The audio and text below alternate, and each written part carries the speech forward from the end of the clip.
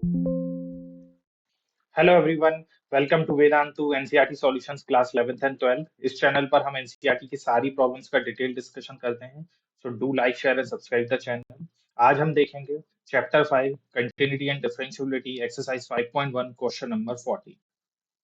Question 14 है discuss the continuity of the function f where f is defined by fx equals to 3 if x is greater than equal to 0, smaller than equal to 1, equal to 4 if x is greater than 1 smaller than 3, and equal to 5 if x is greater than equal to 3 smaller than equal to 10। तो यहाँ पे fx defined है x 0 से 10 है ना, पूरे real numbers पे define नहीं है, सिर्फ 0 से लेकर 10 में डिफाइन है, और 0 से लेकर 10 में भी वो इंटरवल्स में डिफाइन है। क्लियर? तो हमें हर एक इंटरवल पर हमें चेक करना पड़ेगा फंक्शन की कंटिन्यूटी को। साथ में जो इम्पोर्टेंट जो पॉइंट होते हैं, सबसे ज्यादा इम्पोर्टेंट पॉइंट होते हैं जिन पॉइंट पे फंक्शन डेफिनेशन चेंज कर रहा है ना। तो हम कहाँ कहाँ पे चेक करेंगे? ग्रेटर देन इक्वल टू 0 से स्मॉलर देन 1 में, साथ में 1 पे चेंज हो रही है, राइट, फंक्शन की डेफिनेशन चेंज हो रही, तो 1 पे हम चेक करेंगे। उसके बाद 1 से 3 के बीच में चेक करेंगे, फिर 3 पे डेफिनेशन चेंज हो रही है, 3 पे चेक करेंगे, और फिर 3 से लेके 10 पर चेक करेंगे। तो ये सारे इंटरवल्स में हमें फंक्शन देख की डिसकंटिन्यूटी को चेक करना। क्लियर? और कंटिन्यूटी का मतलब क्या होता है? कंटिन्यूटी का मतलब है किसी भी पॉइंट, लेट से एक्स पे अगर मैं कंटिन्यूटी चेक कर रहा हूं, तो उस पॉइंट पर फंक्शन की लिमिट एग्जिस्ट करनी चाहिए, limit x tends to f x, and that should be equal to the value of the function at that point, है ना, और ये फाइनाइट होनी चाहिए। क्लियर? तो अगर लिमिट एग्जिस्ट कर रही है और वो किसके बराबर है? Value of the function at that point, तो मैं कह सकता हूं कि एफ एक्स है, fx is continuous at x equal to a, x equal to a पे फंक्शन क्या होगा? कंटिन्यूस होगा, राइट। तो शुरू करते हैं, है ना, इस क्वेश्चन से कंटिन्यूटी के कॉन्सेप्ट्स बहुत अच्छे से क्लियर हो जाएंगे। तो स्टेप बाय स्टेप हम चलेंगे। लेट के बी एनी रियल नंबर, कोई भी रियल नंबर है ना, जो कि लाई कर रहा है कहाँ के कहाँ पे? लाइंग इन 0 से लेकर 10, है ना, 0 से लेकर 10 में ही फंक्शन डिफाइन है। तो हम के भी एक ऐसा रियल नंबर ले रहे हैं जो कि 0 से लेकर 10 के बीच में लाई करेगा, है ना। केसेस ले लेते हैं। पहला केस लेते हैं कि के जहां जब कहां से कहां तक कहां पे लाई कर रहा है, k is greater than equal to 0 but smaller than 1, है ना। यहाँ पे मैं इक्वल टू 1 नहीं ले रहा हूँ कि इक्वल टू 1 पे फंक्शन की डेफिनेशन चेंज हो रही है, तो इस पे हम सेपरेटली क्या करेंगे? चेक करेंगे। तो ये ध्यान रखना, यहाँ पे 1 इंक्लूड नहीं करना, राइट। तो k greater than equal to 0 smaller than 1 है। अच्छा, 0 से 1 में फंक्शन क्या है? फंक्शन अपनी डेफिनेशन चेंज नहीं कर रहा है। 0 से 1 में, 0 से 1 में फंक्शन कांस्टेंट है, दैट इज 3। क्लियर? तो एफ ऑफ के भी क्या हो जाएगा? 3 हो जाएगा। अगर मैं लिमिट फाइंड आउट करता हूं कहां पे? Eight x tense to k पे f x, this is nothing but what? Limit x tends to k, f x कितना है? 3, सो इक्वल टू 3, और यही किसके बराबर आ गया? Value of the function at के। के किस किस के बीच में है? 0 और 1 के बीच में। तो लिमिट और value of the function at के क्या आ रही है? इक्वल आ रही है। इसका मतलब ये है कि एफ एक्स जो है इज कंटिन्यूस है कहाँ पे? एट के पे, वेयर के इज, के कहाँ से कहाँ के बीच में लाई कर रहा है? Where k is nothing but what? Greater than equal to 0 but smaller than. तो इस इंटरवल में फंक्शन क्या आ रहा है हमारा? कंटिन्यूस ही आ रहा है। क्लियर? फंक्शन क्या आ रहा है हमारा? कंटिन्यूस ही आ रहा है, राइट। फंक्शन हमारा आ रहा है कंटिन्यूस, आ रहा है कहाँ पे? इस इंटरवल में हमारा फंक्शन कंटिन्यूस है। अब हम कहाँ पे चेक करेंगे? इक्वल टू 1 पे, क्योंकि 1 पे फंक्शन की डेफिनेशन चेंज हो रही है। ये बहुत इंपॉर्टेंट पॉइंट। तो मैंने ले लिया है सेकंड केस, दैट इज के इक्वल टू 1। क्लियर? अच्छा, के इक्वल टू 1 पे फंक्शन क्या है? फंक्शन के इक्वल टू 1 पे 3 दे रहा है। मैं एक बार और फंक्शन को यहाँ पे लिख लेता हूँ। 3, 4, 5, x greater than equal to 0 smaller than 1 पे 3 है, greater than equal to 1, greater than 1 and smaller than 3 पे फंक्शन ये है, क्या है? 4 है, और greater than equal to 3 but smaller than equal to 10 पे फंक्शन क्या है 5। ठीक। अब इक्वल टू 1 मतलब के इक्वल टू 1 मतलब एक्स इक्वल टू 1 पे बात कर रहा हूँ, एक्स इक्वल टू 1 पे फंक्शन क्या है 3 है, तो एफ ऑफ के भी क्या आ जाएगा 3 आ जाएगा। अब क्योंकि हम के इक्वल टू 1, यहाँ पे के इक्वल टू 1 से मतलब है x equal to 1, x equal to 1 पे चेक कर रहे हैं, तो लेफ्ट हैंड लिमिट और राइट हैंड लिमिट हमें सेपरेटली अलग अलग देखना पड़ेगा, राइट।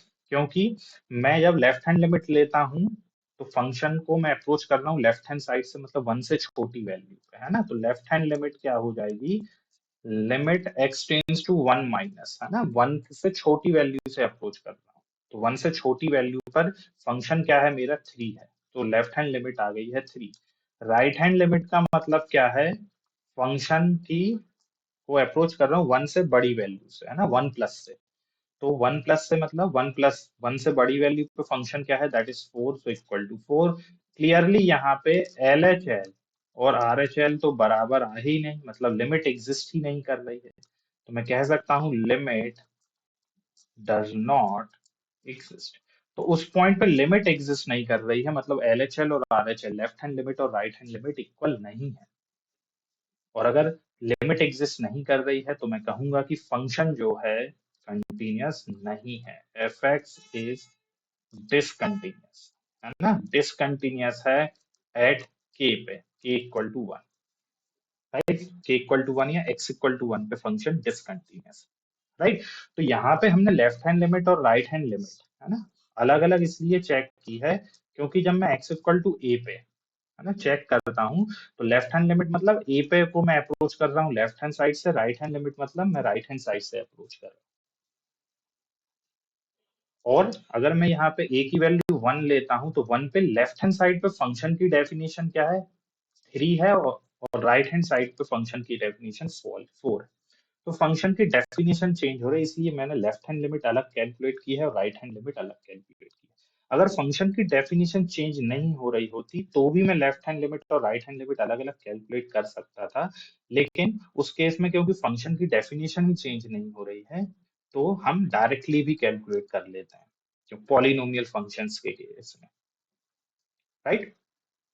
ठीक है, तो फिलहाल के इक्वल टू 1 पे हमें क्या पता चला, के इक्वल टू 1 पे पता चला कि फंक्शन क्या है, फंक्शन डिसकंटिन्यूअस, ना कोई डिसकंटिन्यूटी है, राइट। अब हम आगे बढ़ते हैं, हमने 0 से 1 में चेक कर लिया है, इक्वल टू 1 में चेक कर लिया, अब नेक्स्ट केस हम लेते हैं 1 से लेके 3 में, केस नंबर 3 हम लेंगे when k is greater than 1 but smaller than 3। Clear, तो k, तो यहाँ पे फंक्शन है क्या, 1 से 3 के बीच में फंक्शन है क्या, फंक्शन है एफ एक्स इक्वल टू 4, तो 1 से 3 के बीच में भी फंक्शन चेंज नहीं हो रहा है ना, वो कांस्टेंट है दैट इज 4, तो k पर वैल्यू वैल्यू क्या आ रही है k पर, दैट इज 4 ओनली, है ना, तो value of the function at k is 4 where k is lying in between 1 and 3, तो लिमिट हम चेक करते हैं एट k पर, f x is in nothing but what equal to x tends to k 4 which is equal to 4, और ये किसके बराबर है, वैल्यू ऑफ द फंक्शन के, इसका मतलब एफ एक्स जो है is continuous at k where k is greater than 1 smaller than 3, k 1 और 3 के बीच में लाई कर रहा है, मतलब 1 और 3 के बीच में भी फंक्शन कंटिन्यूअस है। यहाँ पे मैंने लेफ्ट हैंड लिमिट और right hand limit separately calculate इसलिए नहीं की है क्योंकि 1 से 3 के बीच में फंक्शन की डेफिनेशन सेम है, चेंज नहीं हो रही है ना, और क्योंकि एक पॉलिनोमियल फंक्शन है 4 क्या है, एक पॉलिनोमियल फंक्शन ही है ना, तो वो कंटिन्यूस ही रहेगा अगर डेफिनेशन चेंज नहीं हो रही, और हमें मिला भी है कि वो कंटिन्यूस है 1 से लेके 3 में। क्लियर, अब नेक्स्ट हम देखते हैं कहाँ पे, अब फंक्शन की डेफिनेशन चेंज हो रही है, हमने 1 से 3 में देखा, अब हम 3 पे देखते हैं, 3 पे अगेन फंक्शन की डेफिनेशन क्या हो रही है, चेंज हो रही है, केस में 4 ले लेता हूँ when k is equal to 3, k equal to 3 का मतलब है x equal to 3, राइट, तो इक्वल टू 3 में अगर हमने देखा ग्रेटर देन 1 और 3 में जो फंक्शन है वो कितना था 4, और 3 से लेके 10 में फंक्शन है 5, राइट, तो 3 पे क्या हो रही है, डेफिनेशन चेंज हो रही है, राइट, इक्वल टू 3 पे फंक्शन इक्वल टू 3 पे है क्या, देखो इक्वल टू 3 पे क्या है फंक्शन, इक्वल टू 3 पे फंक्शन है एफ एक्स इक्वल टू 5, तो इक्वल टू 3 पे फंक्शन क्या है, k इक्वल टू 3 का मतलब है x इक्वल टू 3, इस पे फंक्शन है 5, तो k पर भी वैल्यू क्या आ गई है, 5 आ गई। अब क्योंकि 3 पर डेफिनेशन चेंज हो रही है तो हमें लेफ्ट हैंड लिमिट और राइट हैंड लिमिट अलग अलग चेक करनी पड़ेगी। लेफ्ट हैंड लिमिट यानी कि मैं फंक्शन को 3 वैल्यू 3 फंक्शन को अप्रोच कर रहा हूँ 3 की लेफ्ट साइड से, 3 माइनस से। तो 3 से लेफ्ट साइड मतलब 3 माइनस मतलब 3 से छोटी वैल्यू से 3 से की छोटी वैल्यू पे फंक्शन है 4, तो लिमिट आ गई है 4, left hand limit is 4। Right hand limit का मतलब है मैं फंक्शन को अप्रोच कर रहा हूँ 3 प्लस से, मतलब 3 से बड़ी वैल्यू से, 3 की बड़ी वैल्यू है 5, फंक्शन है 5 बेसिकली, तो ये आ गया 5। तो clearly L H L is not equal to R H L, L H L और आर एच एल ही इक्वल नहीं है, इसका मतलब लिमिट ही एग्जिस्ट नहीं कर रही है, limit does not exist, limit he exist नहीं कर रही। तो यहाँ पे मैं कह सकता हूँ function is not continuous, not continuous at k equal to 3, k equal to 3 और x equal to 3। तो यहाँ पे भी फंक्शन क्या आ रहा है हमारे, डिसकंटिन्यूअस आ रहा है। तो मतलब दोनों ही पॉइंट पे फंक्शन डिसकंटिन्यूअस मिला जहाँ पे डेफिनेशन चेंज हो रही है, एक x इक्वल टू 1 पे और एक x इक्वल टू 3 पे। क्लियर।